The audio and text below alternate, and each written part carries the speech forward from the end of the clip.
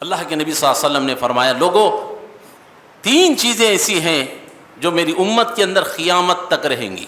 Number 1 حسد، number 2 بدفعلی بدشگونی، number 3 بدگمانی شک۔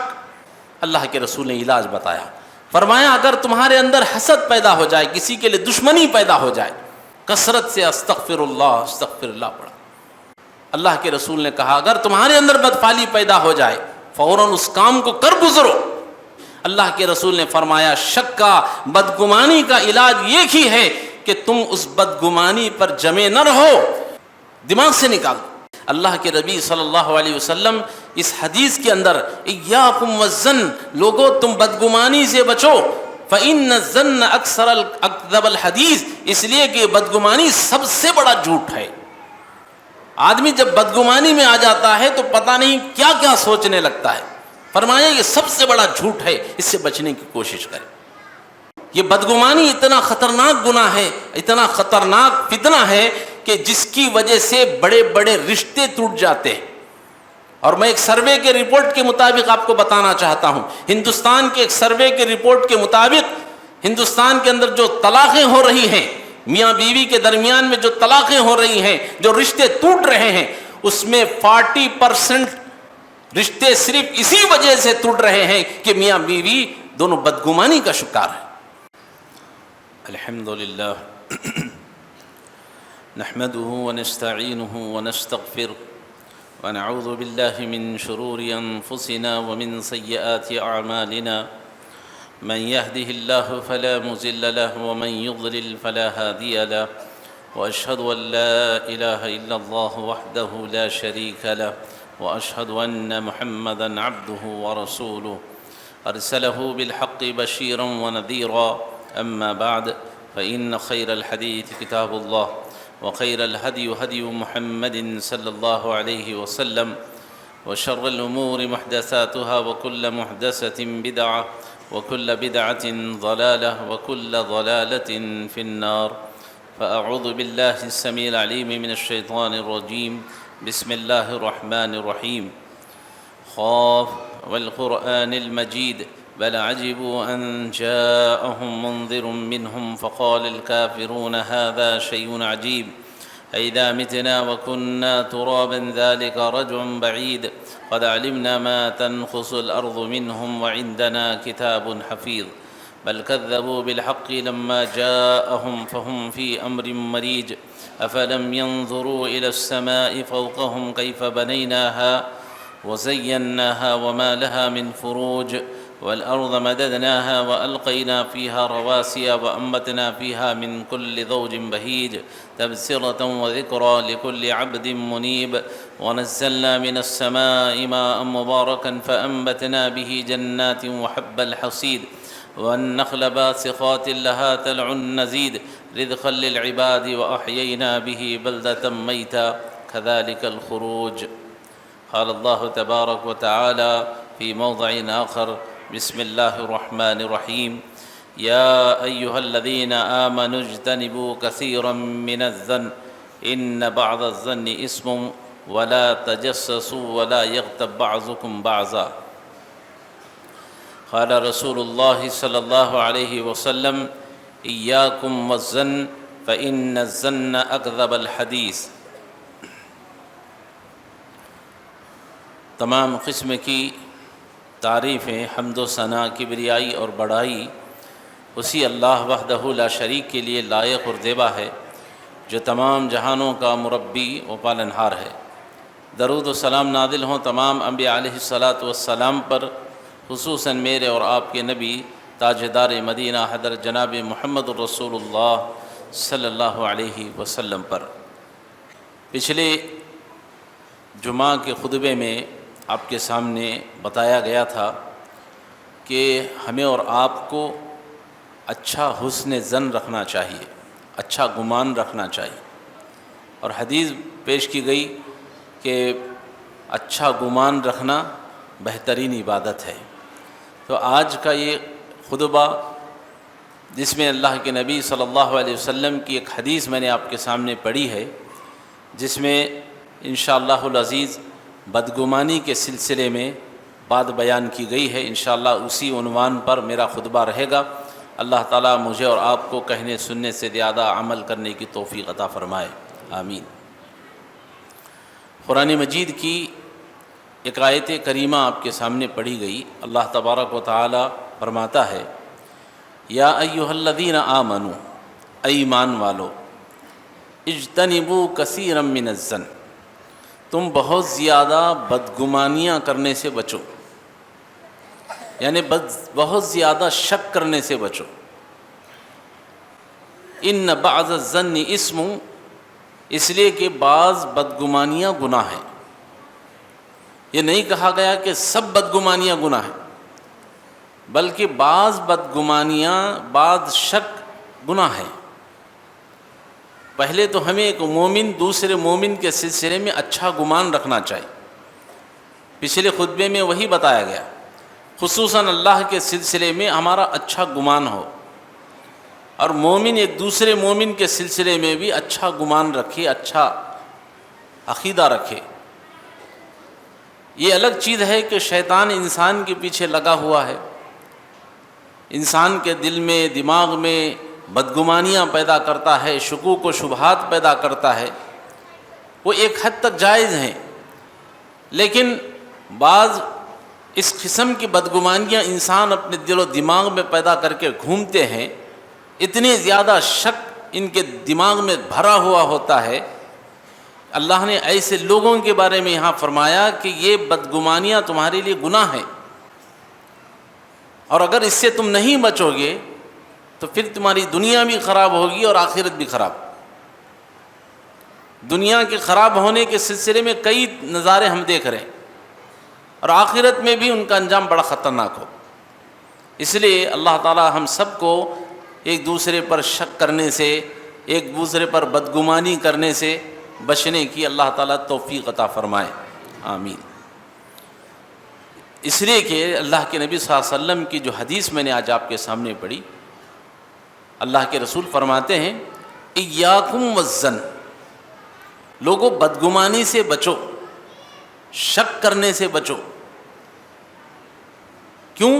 فإن الظن اکذب الحدیث، اس لیے کہ بہت سے بدگمانیاں یہ سب سے بڑا جھوٹ ہوتی ہیں۔ بعض بدگمانیاں بہت بڑا جھوٹ ہوتی ہیں، تو بعض بدگمانیاں، بدشکوک و شبہات انسان کو گناہوں میں مبتلا کر دیتی ہیں، یہ سب سے بڑا جھوٹ ہے۔ ہم اور آپ کیسے بدگمان ہوتے ہیں معلوم ہے آپ کو، الگ الگ قسم سے ہیں۔ کوئی آدمی اپنے دوست پر شک کرتا ہے، کوئی آدمی اپنے رشتہ داروں پر شک کرتا ہے، کوئی آدمی اپنی بیوی پر شک کرتا ہے، کوئی بیوی اپنے شوہر پر شک کرتی ہے۔ پتہ نہیں دنیا کے اندر کتنے شکوک و شبہات ہیں۔ اور میں آپ کو بتاؤں، دنیا کے اندر جو جھگڑے چل رہے ہیں، ان جھگڑوں میں ایک بڑی وجہ جھگڑوں کو پیدا کرنے کی یہی بدگمانی۔ دیکھیے اللہ کے رسول صلی اللہ علیہ وسلم فرما رہے ہیں کہ فإن الظن اکثر الحدیث، کہ یہ جو بدگمانیاں ہیں یہ سب سے بڑا جھوٹ ہے۔ انسان کیسے جھوٹ میں مبتلا ہو جاتا ہے، کیسے بدگمانی کا شکار ہوتا ہے، اس کی مثال دیکھیے۔ بڑی مثالیں نہیں، وہ چھوٹی مثال میں آپ کے سامنے۔ آپ نے کسی کو فون کیا، اس آدمی نے، آپ کے اس دوست نے، یا جو بھی آپ جس کو آپ نے فون کیا ہے، اس نے فون نہیں اٹھایا۔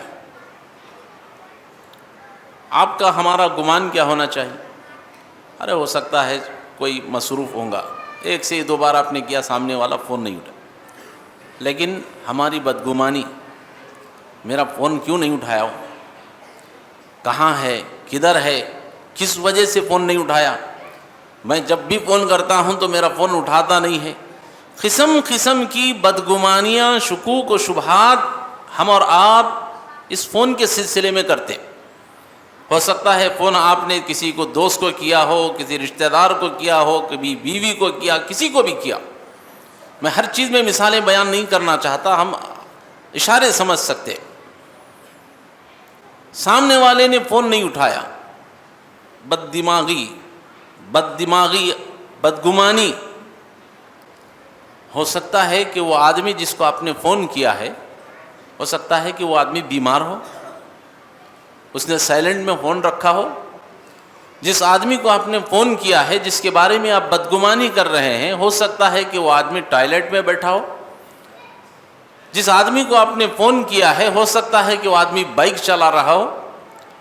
جس آدمی کو آپ نے فون کیا ہے، ہو سکتا ہے وہ کسی میٹنگ میں بیٹھا ہوا ہو، کسی کام میں مصروف ہو کہ جس کی وجہ سے وہ فون نے آپ کا نہیں اٹھا سکا۔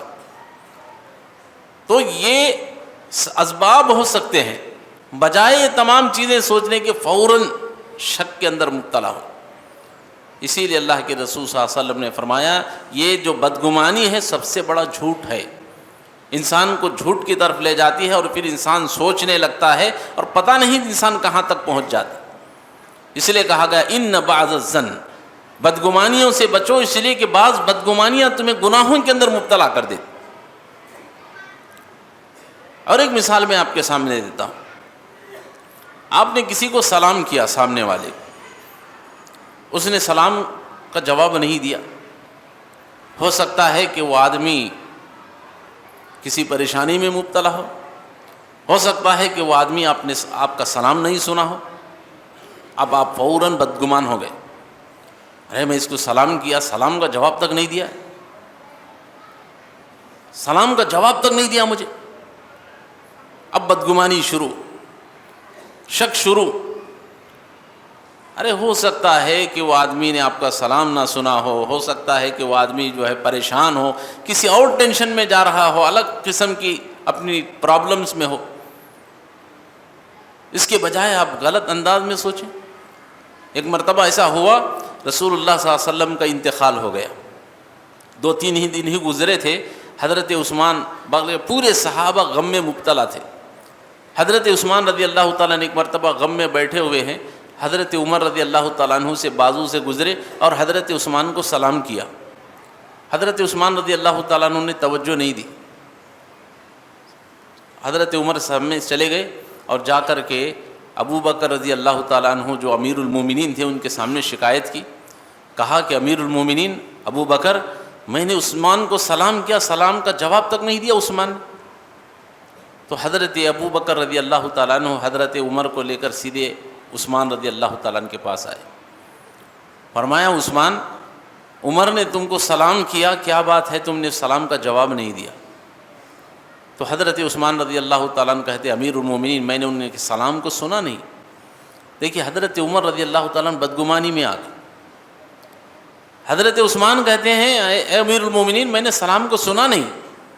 تو حضرت عمر کہتے ہیں امیر المؤمنین میں اللہ کی قسم کھا کر کہتا ہوں میں نے ان کو سلام کیا۔ تو حضرت عثمان بھی کہتے ہیں امیر المؤمنین میں بھی اللہ کی قسم کھا کر کہتا ہوں میں نے ان کے سلام کو نہیں سنا۔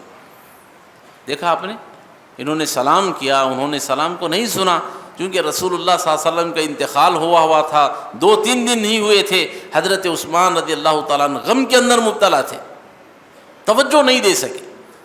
تو سامنے والے کو فوراً بدگمان نہیں ہونا چاہیے۔ اور یاد رکھیے یہ بدگمانی، یہ شک، یہ شبہات ایک ایسی خطرناک بیماری ہے، اس میں بڑے بڑے لوگ مبتلا ہو گئے۔ ہم اور آپ کا کیا عمار شمار ہو سکتا ہے، بڑے بڑے لوگ، بڑے بڑے صحابہ اس شک کے اندر مبتلا ہو گئے۔ یہ بڑی خطرناک بیماری ہے، اللہ تعالی ہم سب کو اس سے محفوظ فرمائے۔ آئیے چند مثالیں میں آپ کے سامنے دیتا ہوں کہ بڑے بڑے صحابہ بھی کس طرح اس خطرناک بیماری کے اندر مبتلا ہو گئے، اور ہمیں اور آپ کو اس کا علاج کیا کرنا چاہیے، انشاءاللہ اسی آج کے خطبے میں بیان کیا جائے۔ سب سے پہلی مثال، غزوہ تبوک، ایک جنگ چل رہی تھی، صبح کا وقت تھا، تمام صحابہ میدان میں جمع تھے۔ رسول اللہ صلی اللہ علیہ وسلم تشریف فرما ہوئے اور آپ صلی اللہ علیہ وسلم نے تمام صحابہ کی حاضری لی۔ کون آیا ہے کون نہیں آیا ہے آپ نے سب کی حاضری لی۔ اس میں حضرت کعب بن مالک رضی اللہ تعالیٰ عنہ نہیں تھے۔ اللہ کے نبی صلی اللہ علیہ وسلم نے صحابہ سے فرمایا اے میرے صحابہ کیا بات ہے، کعب بن مالک نظر کیوں نہیں آ رہے، کیا وجہ ہے؟ اب کیا کرنا چاہیے؟ ہم اور آپ ہوں گے تو کیا کہیں، کوئی بھی ہوگا تو یہ کہہ دیتے کہ شاید اللہ کے رسول بیمار ہیں یا پتہ نہیں کیا وجہ سے نہیں آئے۔ لیکن بدگمانی دیکھیے کیسے کیسے صحابہ کے اندر بھی اس بیماری نے صحابہ کو بھی نہیں چھوڑا۔ اس میں سے ایک صحابی نے کھڑے ہو کر کہا، اللہ کے رسول، حضرت کعب بن مالک کے پاس مال دولت زیادہ ہو گئی ہے، اب بہت زیادہ گھمنڈ آ چکا ہے ان کو، اب وہ کہاں جہاد میں کہاں جنگ کے اندر شریک ہوں گے۔ اللہ کے رسول، بہت زیادہ مال آ گیا ہے، اس میں تکبر میں آ گئے ہوں، بدگمانی۔ بازو میں حضرت معاذ بن جبل رضی اللہ تعالیٰ عنہ کھڑے تھے اور فرمایا کہ اللہ کے بندے، تمہیں کعب بن مالک کے بارے میں ایسی بدگمانی نہیں کرنی چاہیے، ہو سکتا ہے کہ کسی مجبوری کی وجہ سے وہ جنگ میں شریک نہ ہوئے ہوں، تم نے اٹھا کر کہہ دیا کہ وہ مال دولت زیادہ ہو گیا، گھمنڈ آ گیا ہے، اس کے واسطے نہیں آئے۔ کیسے پتہ چلا؟ کیسے تم نے ان کے ساتھ بدگمانی کی؟ ہو سکتا ہے شاید وہ کسی مجبوری کی وجہ سے وہ جنگ میں نہ آئے۔ پھر فرمایا، اللہ کے رسول، اللہ کی قسم، ہم نے حضرت کعب بن مالک کو ہمیشہ اچھا گمان کے ساتھ پایا ہے، کبھی بھی ہم نے ان کو برا نہیں دیکھا۔ اللہ کے رسول، وہ اچھے آدمی ہیں، ہم ان کے ساتھ حسن ظن رکھتے ہیں، اچھا گمان رکھتے ہیں، ہو سکتا ہے کسی مجبوری کی وجہ سے وہ نہ آئے۔ دیکھا آپ نے کیسے بدگمانی یہ خطرناک بیماری ہے جس نے صحابہ کو بھی نہیں چھوڑا۔ اور ایک مثال میں آپ کے سامنے دی، حضرت عائشہ رضی اللہ تعالیٰ عنہ حدیث کی راویہ ہوں، بیان کرتی، کہتی ہیں، بڑی مشہور حدیث ہے، آپ نے کئی مرتبہ سنا ہے، ذرا اس لحاظ کے آپ سمجھیں حدیث کو۔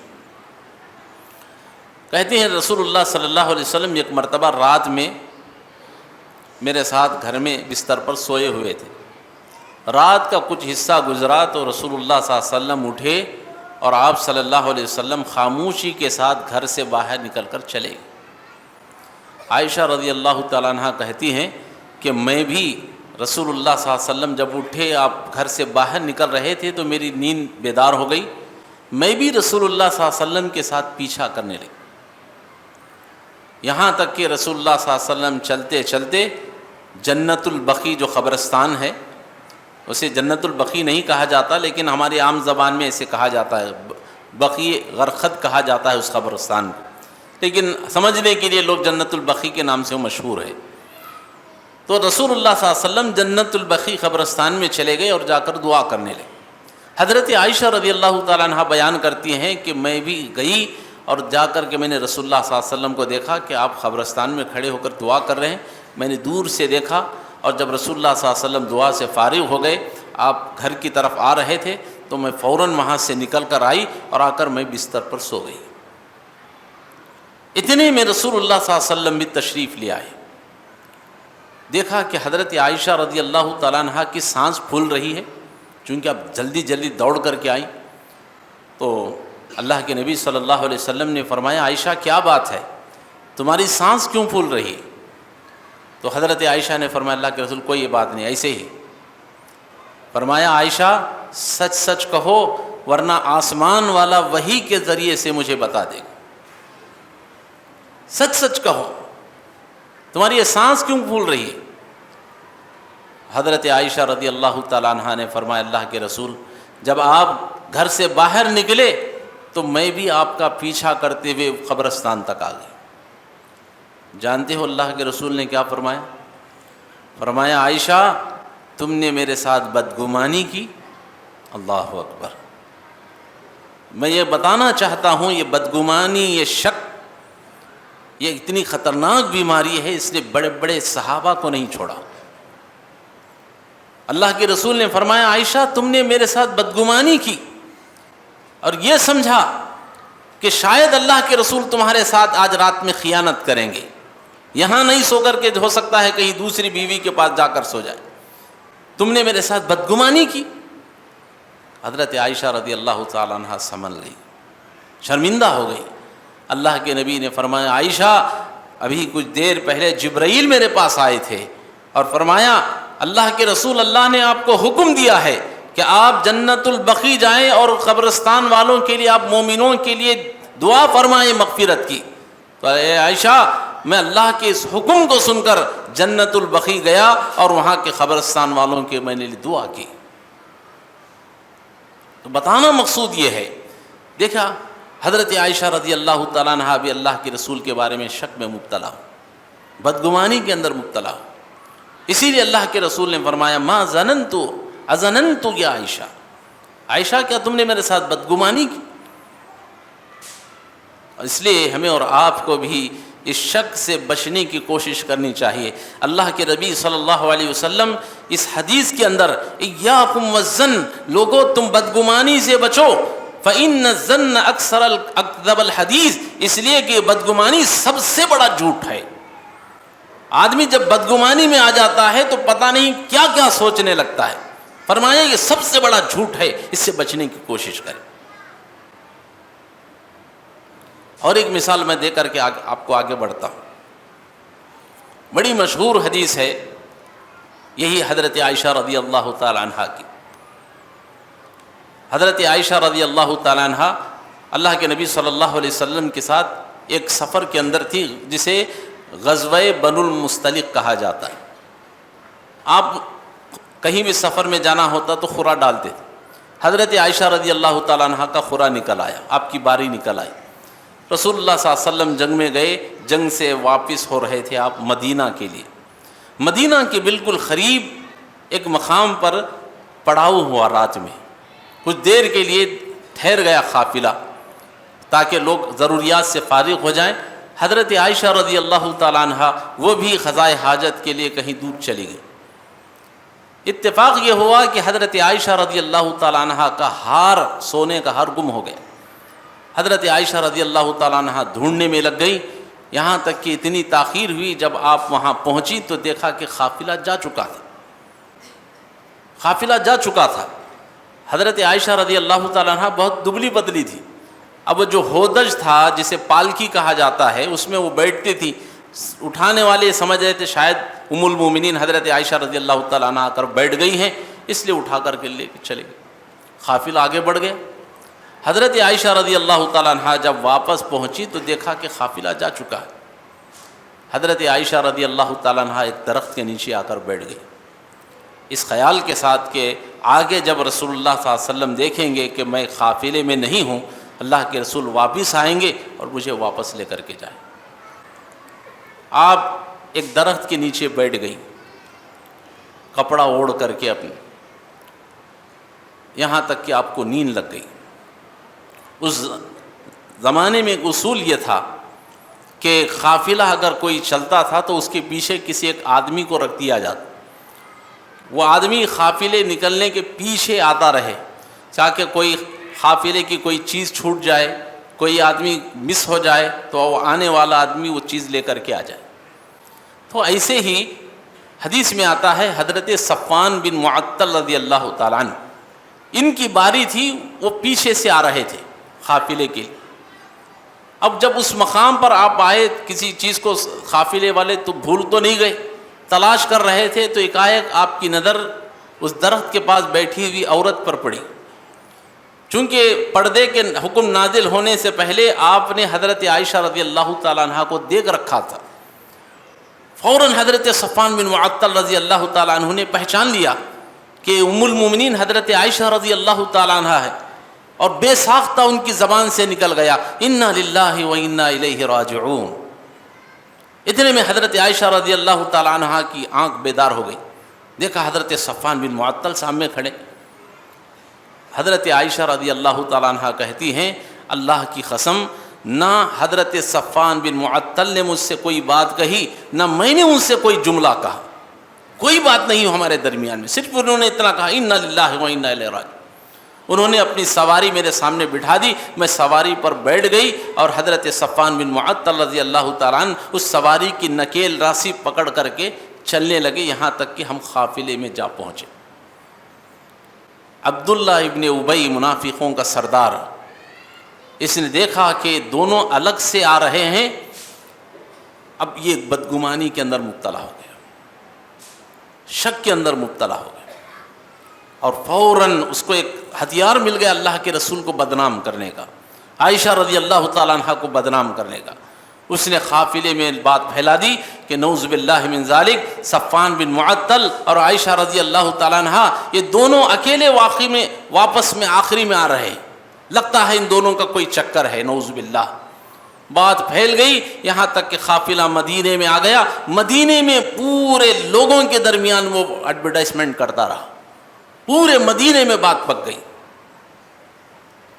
حضرت عائشہ رضی اللہ تعالیٰ عنہ پر نعوذ باللہ الزام لگا دیا گیا۔ حضرت عائشہ رضی اللہ تعالیٰ عنہ جب آئی تو آپ بیمار ہو گئی، اب آپ کو پتہ نہیں تھا کہ باہر کیا چل رہا ہے۔ رسول اللہ صلی اللہ علیہ وسلم آتے، بات کرتے، عائشہ کیسی ہو؟ کہتے ہیں اللہ کے رسول ایسی ہوں، آپ چلے جاتے، کچھ بات نہیں کرتے۔ اس باہر پوری طرح سے ماحول خراب ہو چکا ہے۔ اللہ کے نبی صلی اللہ علیہ وسلم بڑے پریشان تھے۔ آپ نے حضرت علی کو بلا کر پوچھا، علی عائشہ کے بارے میں تمہارا کیا خیال ہے؟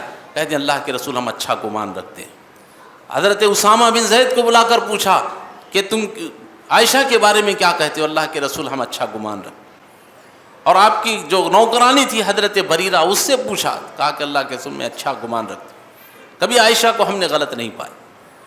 اللہ اکبر، ماحول خراب ہو چکا تھا، یہاں تک کہ حضرت عائشہ رضی اللہ تعالیٰ عنہ کو پتہ چل گیا کہ اس طرح سے میرے اوپر الزام ڈالا گیا۔ رونے لگی۔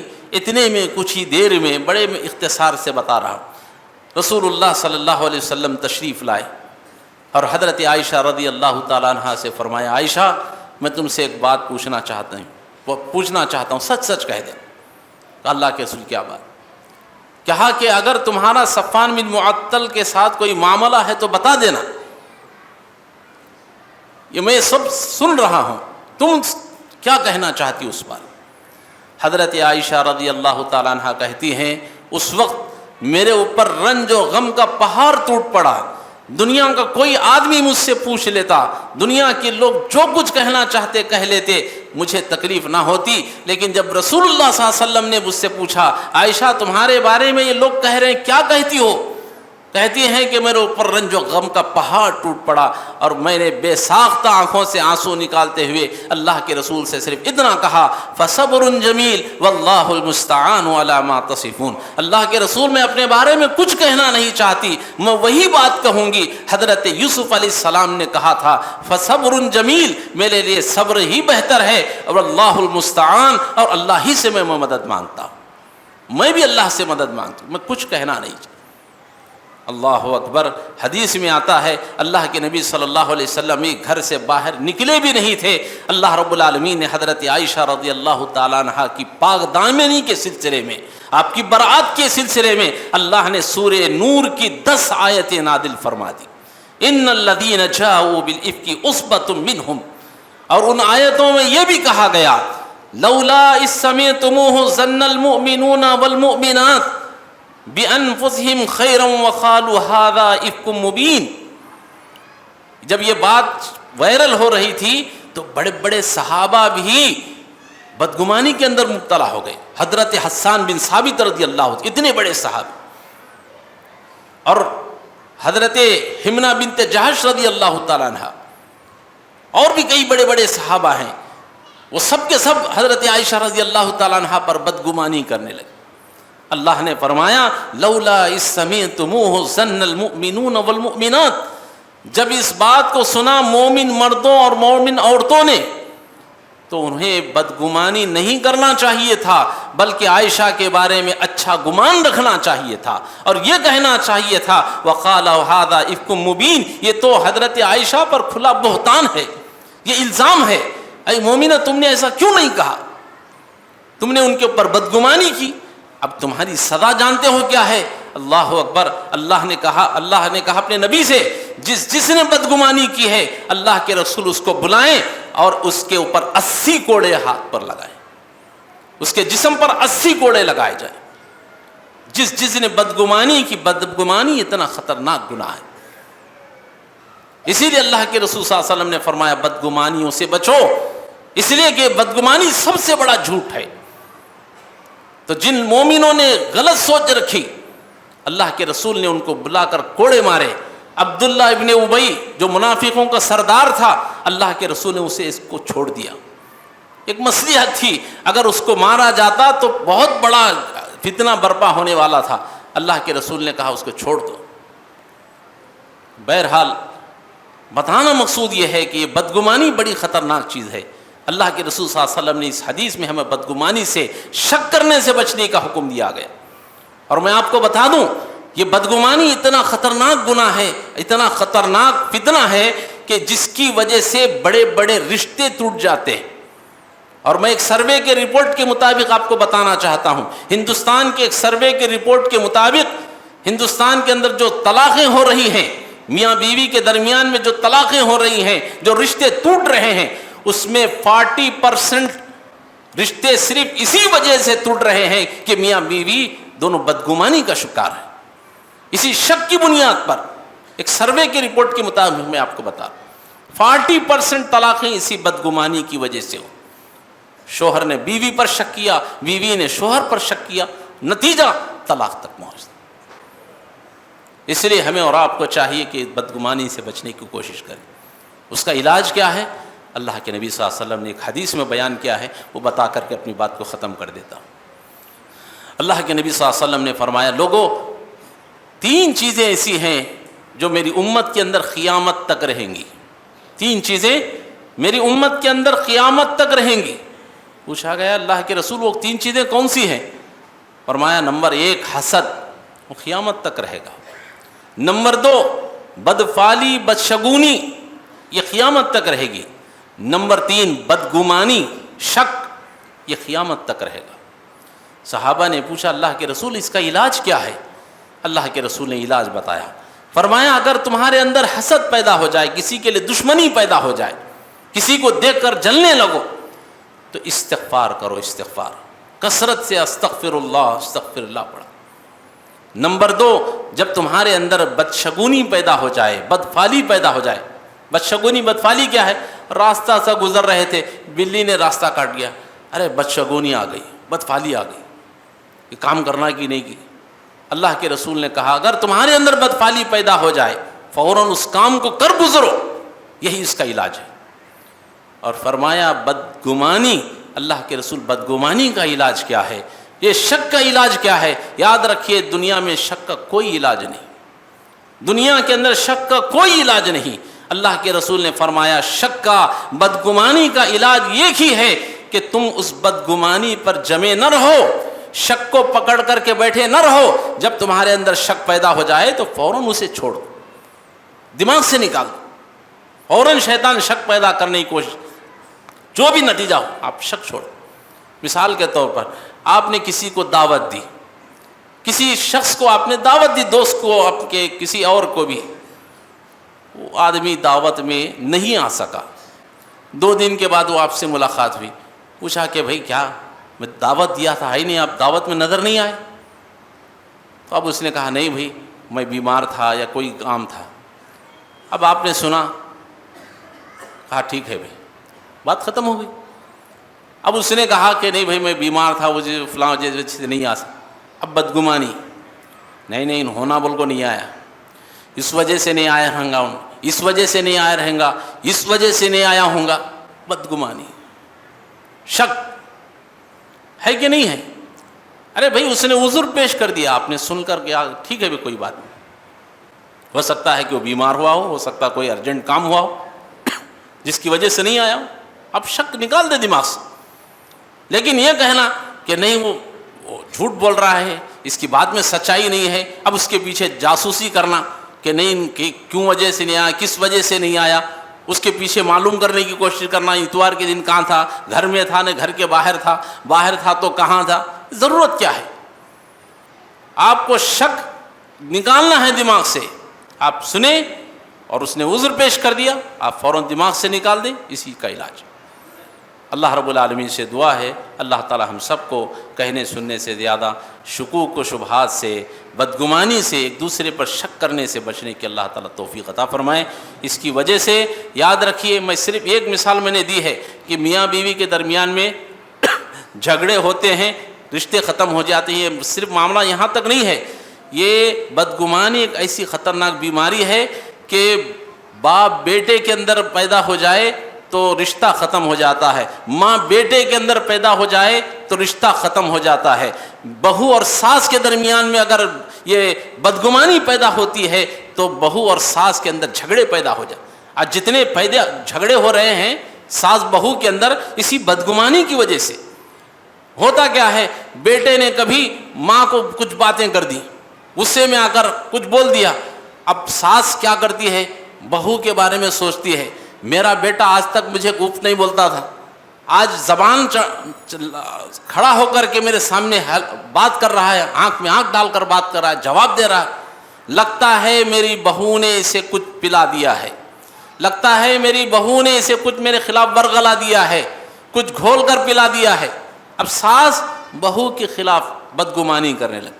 اب بیٹے نے اپنی بیوی کو کبھی کچھ جھڑکی دے دی، کچھ بات کر دی، کچھ کہہ دیا، اب بہو اپنے ساس کے بارے میں بدگمانی کرتی، میرے شوہر آج تک ایسا غصہ نہیں کرتے تھے، آج جھڑکیاں دے دی، آج فلاں یہ بول دیے۔